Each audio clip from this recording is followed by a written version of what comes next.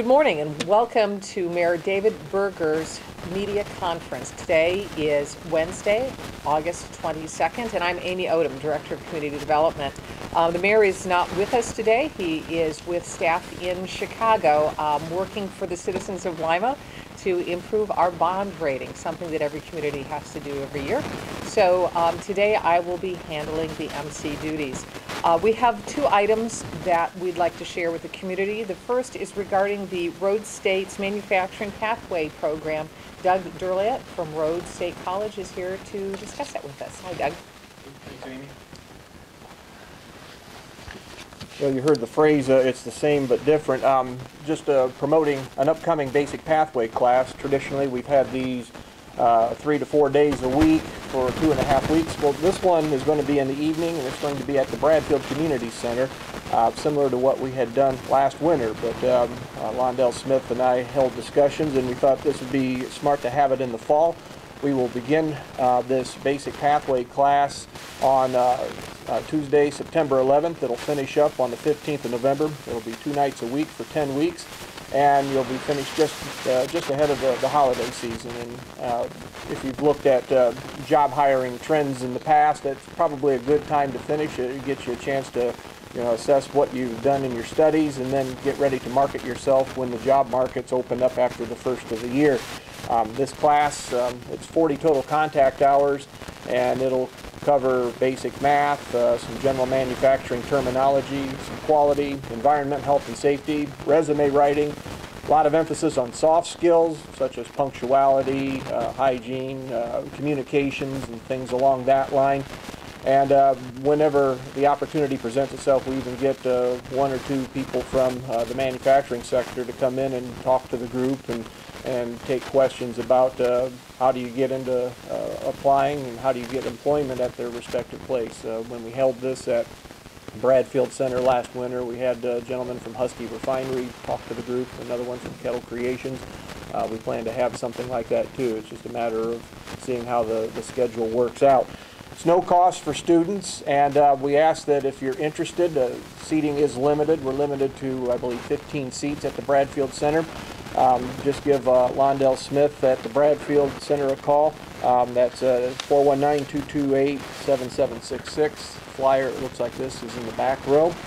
Another thing I would like to promote, this is a high demand position. It's not free. There is a tuition cost to that, but if you would look at the job postings, whether they're in newspapers or websites or whatever your means, one of the positions that regularly comes up are CNC operators or CNC machinists. Rhodes State College is offering a quick 2-course CNC operator certificate where you're taking one class in CNC operating, another one in AutoCAD. That teaches you some blueprint drawing, blueprint reading, which is a very vital skill for a CNC operator. This will be beginning on the week of September 17th. It's 4 nights a week. Monday and Wednesday you take the AutoCAD class. Tuesdays and Thursdays you take the CNC class. It wraps up in 10 weeks and it'll finish up in the last part of November. And again, a very high demand position. Several CNC companies have said that if you can find somebody with some technical skills, knowing how to interface with a CNC machine and has some blueprint reading and blueprint drawing skills, we'll give a look at them for consideration. But again, if you have any questions, just give my office a call at 419-995-8353. And there's another flyer, it looks like this. It's in the back row.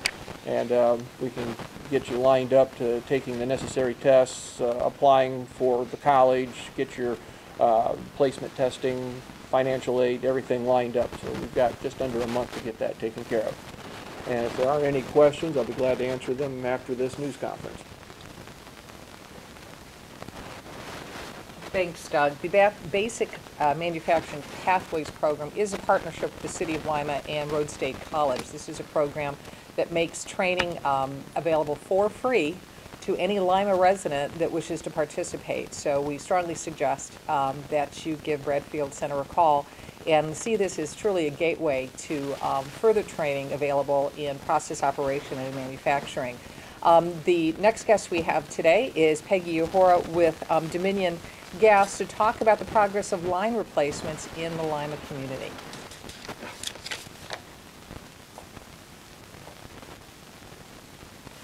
Thank you, Amy.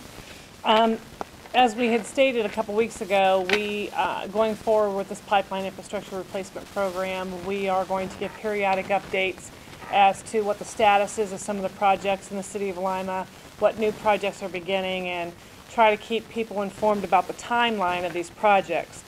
PIR 508, better known as Market Street near St. Rita's.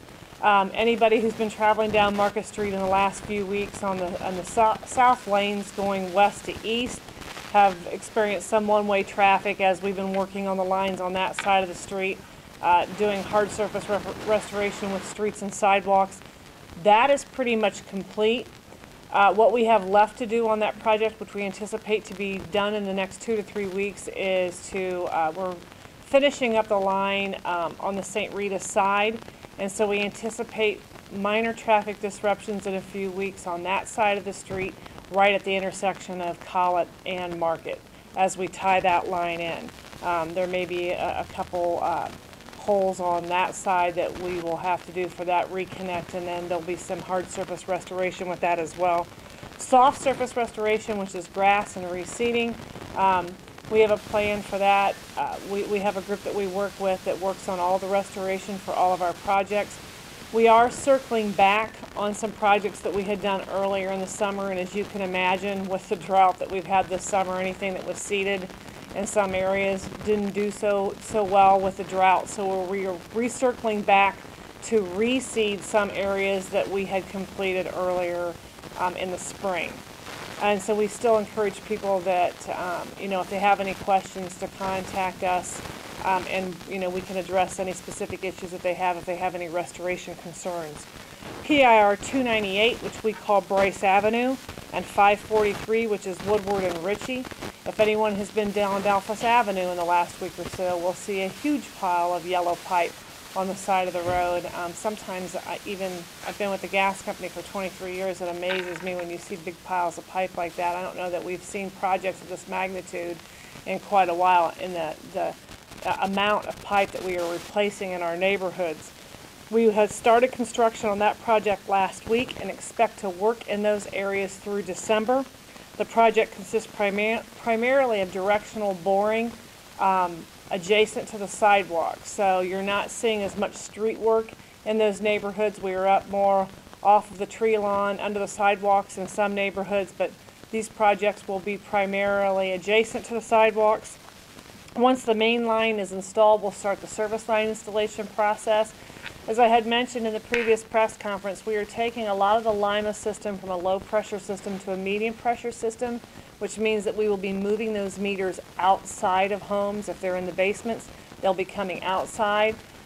All of these projects, when we are replacing main line and replacing customer service lines, we will require access to a house, just because we have to relight appliances, make sure inside piping is safe, all of our usual and customary safety measures.